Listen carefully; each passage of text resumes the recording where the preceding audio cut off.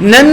موجوده دور کې موږ مسلمانانو د کامیابی د لپاره د سکون د لپاره کم سیس چرند د معیار ګرځولې دا د کامیابی معیار نه دی لکه زمونږ د مسلمانانو د دور کې د کامیابی معیار د مال له الانکی الله جل جلاله قران کریم کې فرمایي الا بذکر الله تطمئن القلوب اے بندگانو زما په یادګرنی سره تاسو چې خپل زړونو ته اطمینان راولئ د زړونو اطمینان د الله جل جلاله دا په مال کې نه دی خو دی بلکې دا الله جل جلاله د انساني ژوند کامیابی چې دا الله تعالی دا په مال کې نه دی خو دی بلکې دا الله تعالی په خپل فرمان برداري کې خو دی دا مون سکون او راحت د پر معیار د مال ګرځولې مال د مسلمان ژوند کې راشي نو په مال باندې مونږ ډیر چی سکو نو زیات نه زیات مونږ په مال باندې کتاب اغستې شو په مال باندې علم نه اغستې کی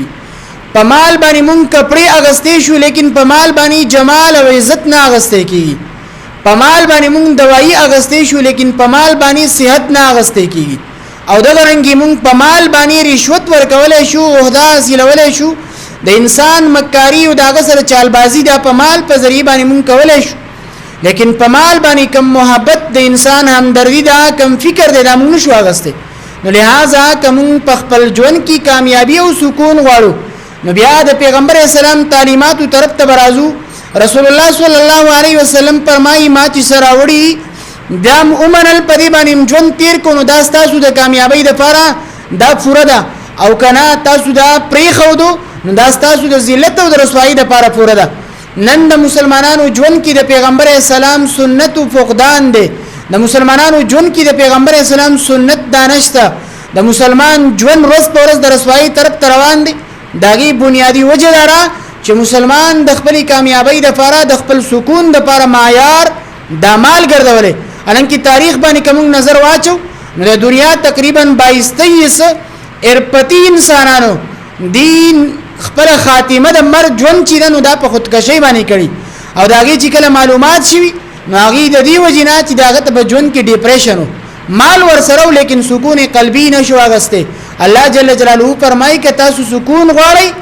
نو سکون د لپاره فرمانبرداري او تقوا دا ضروری ده الله یې مونږ بر قوم حال بدل کړي خو کدی قوم دی تقوا اختیار کړي وي دی رجوع ما طرف ته کړي وي او د نافرمانی نه ګرځیدلی ونو دی جان کی هم کامیابی او آخرت کی هم کامیابی و نو لہذا کوم په خپل ژوند کی سکون